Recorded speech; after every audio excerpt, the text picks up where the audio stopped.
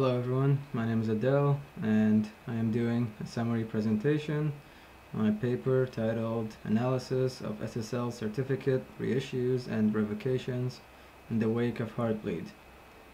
Paper was published on April 30th, 2014 by Liang Zhang of Northeastern University with a team of 6 researchers from other universities. Okay, so let's start with public key infrastructure. It is a set of hardware, software, policies that manage digital certificates and public key encryption. So any website, usually now, uses the secure socket layer, SSL, and transport layer security, TLS, for their application layer confidentiality. SSL and TLS are the basis for the vast majority of secure online communication, and these protocols, through the use of the public key infrastructure, provides clients with a way to authenticate the server or the website with whom they communicate.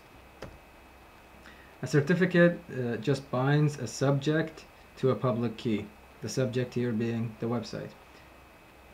Certificates are signed by the certificate authority, which in turn has its own certificate, and each certificate has a URL to a parent certificate, forming a chain starting with root certificates to intermediate and then to leaf certificates.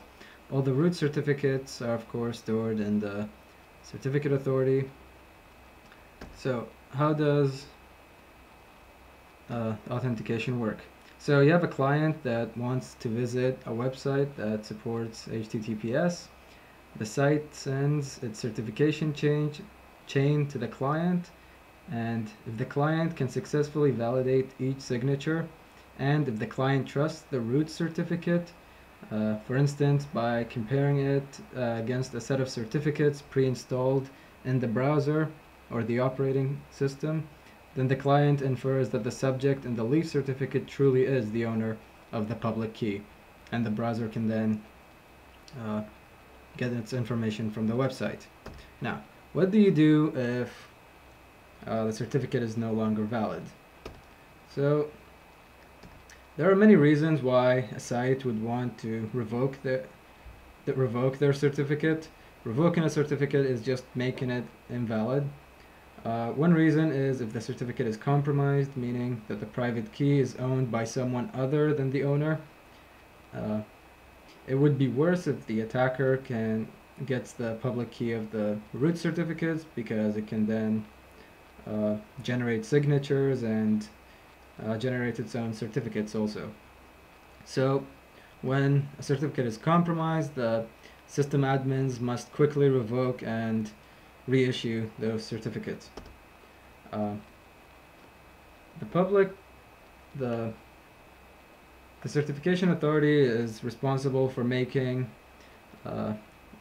lists of the revoked certificates available to clients. They are published regularly and contain URLs of revoked certificates. Clients periodically download and cache them and can find out which ones are no longer trusted. Those are usually stored into your browser. The reissues are simple. The system admin just sends the certificate authority who signed their certificate a request for a new signature. Now, those admins are not always quick to act on an invalid certificate. And then comes Heartbleed. Heartbleed is a buffer overread vulnerability discovered in OpenSSL's implementation of the TLS Heartbeat extension.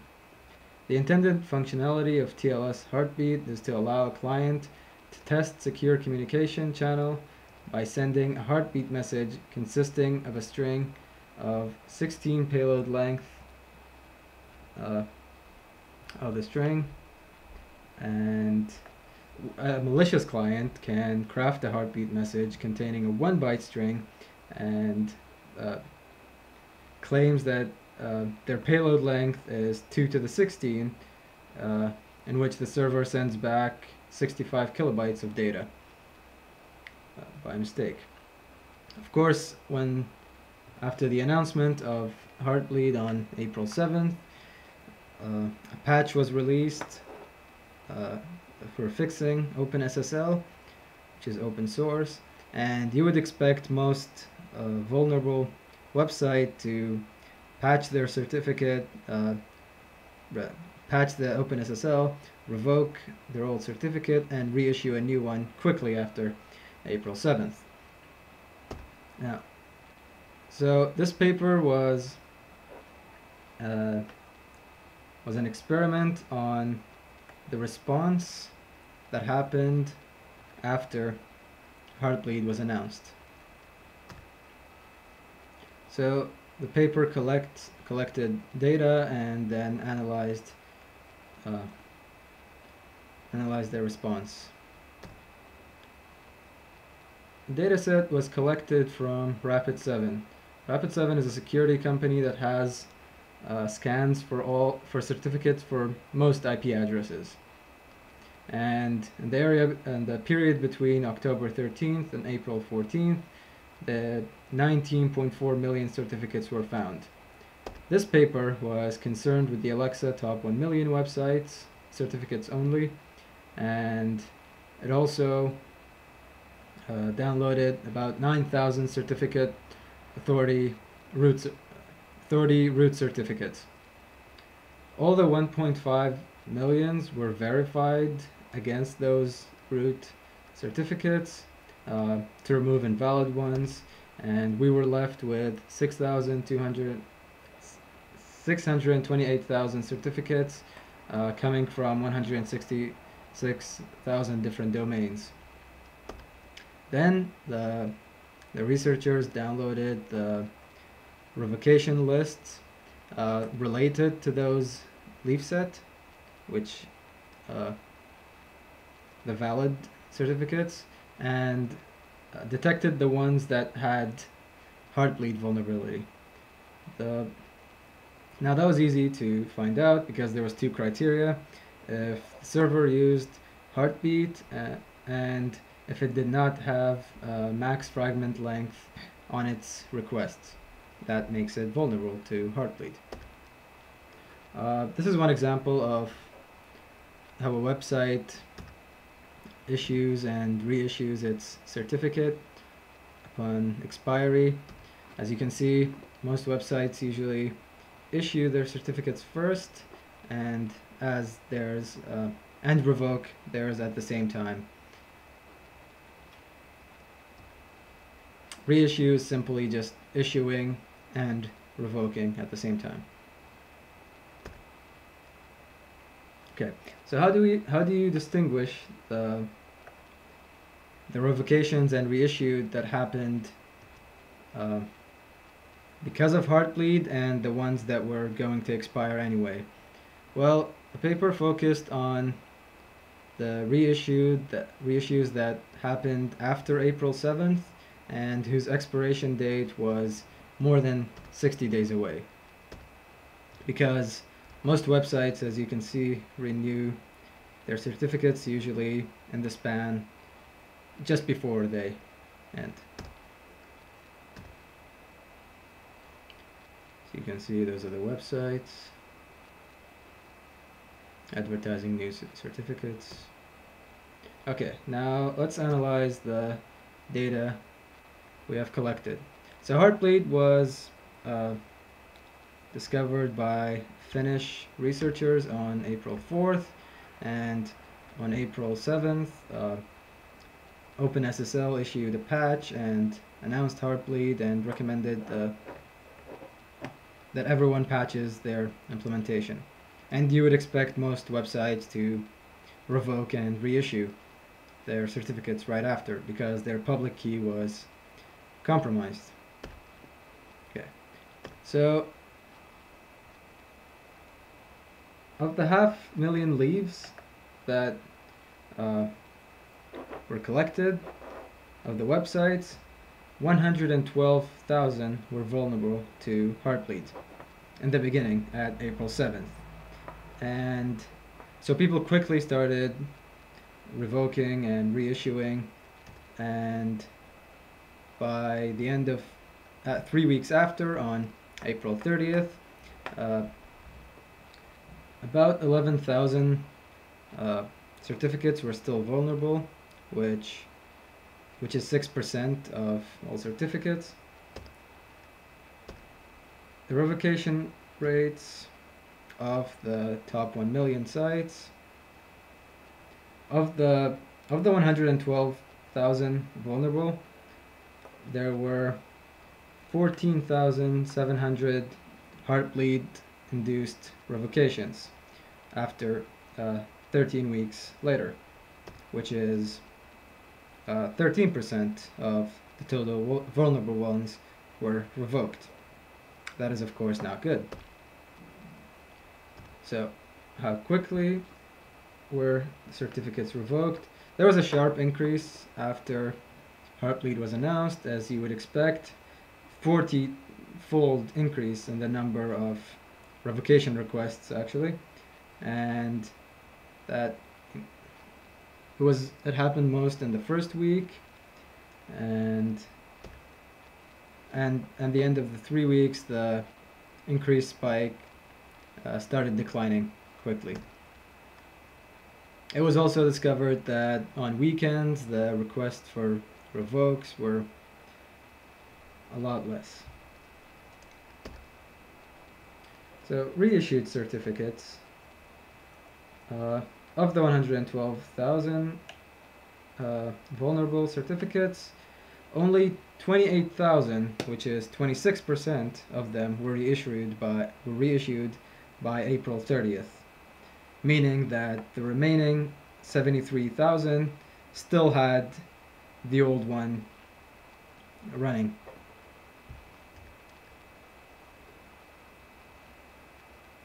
After 3 weeks. So, if you're confused, that was 14,000 certificates, or about 13% got revoked, but 27% got reissued. So 40% of the reissued certificates were not revoked, or the 60% of all certificates that were reissued due to Heartbleed were not revoked. Sorry. And 40% of the reissued were only revoked. Now, it's very common that when websites reissue their certificates, that they use the same private key, but you would expect that pattern to change because Heartbleed compromised most public keys, but the paper found that 4.1 of the websites renewed their certificates and requested the same public key.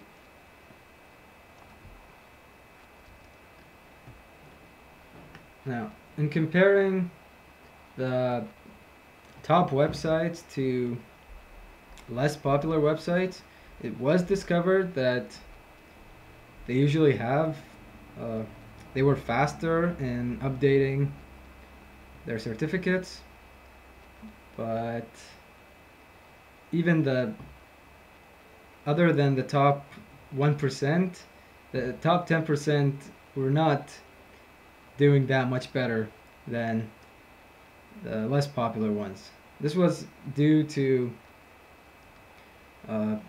system admins not keeping to date with the bug announcements. Another type of certificate is the extended validation certificates, which are just means which the certificate authority can express that this identity verification process has followed a set of established criteria. Basically, another layer of security for the certificate is mostly used by uh,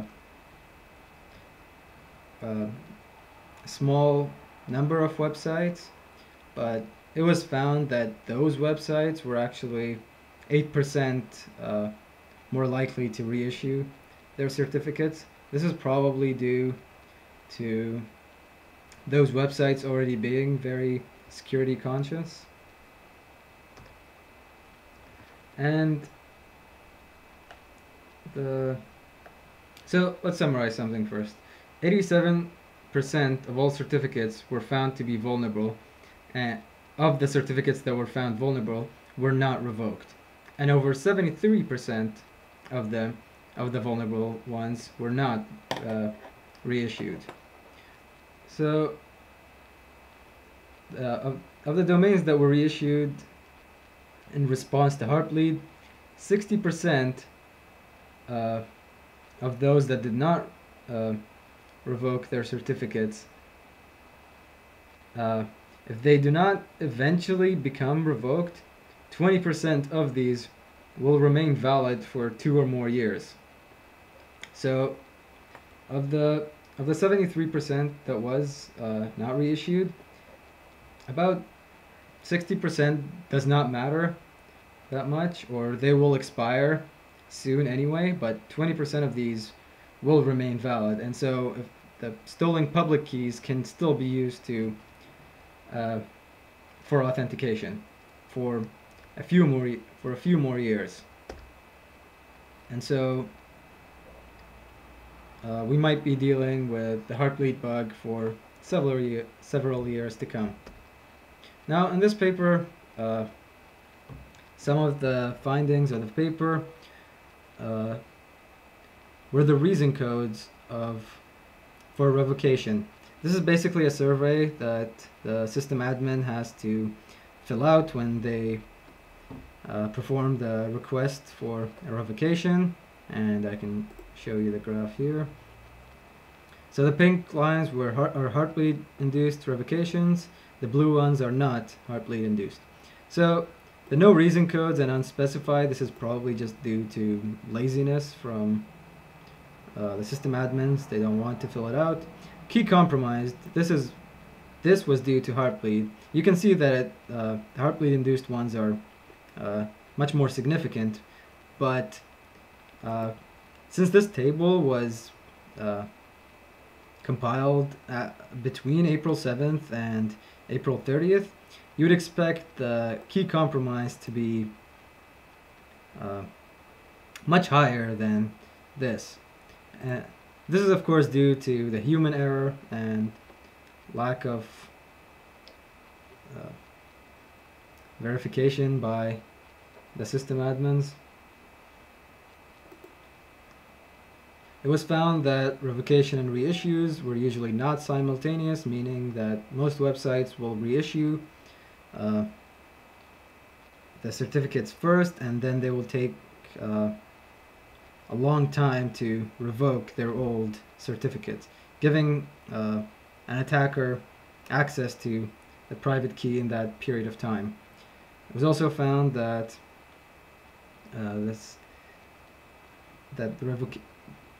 time it takes for hosts to download the revocation list from the central authority might take a long time.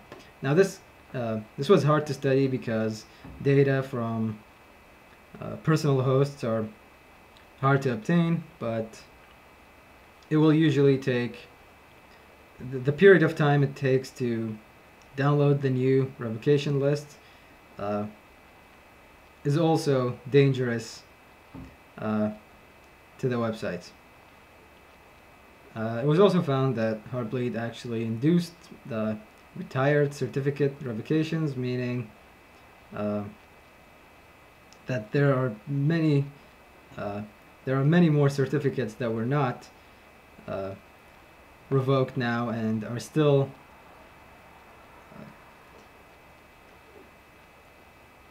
and they're still publicly announced to everyone, and so they can still be used to authenticate even if the new ones were reissued. So let's summarize the paper. It was the first large-scale measurement study on the aftermath of Heartbleed for certificate reissues and revocation. It provided new methodologies and heuristics for collecting data and analyzing the top 1 million domains on Alexa. Key findings of the paper include that after 3 weeks on April 30th, only 13% of the vulnerable certificates were revoked and 27% were reissued. It was found that security are less likely to update and maintain their security on weekends, and that we will be dealing with Heartbleed for 3 or 4 more years, probably.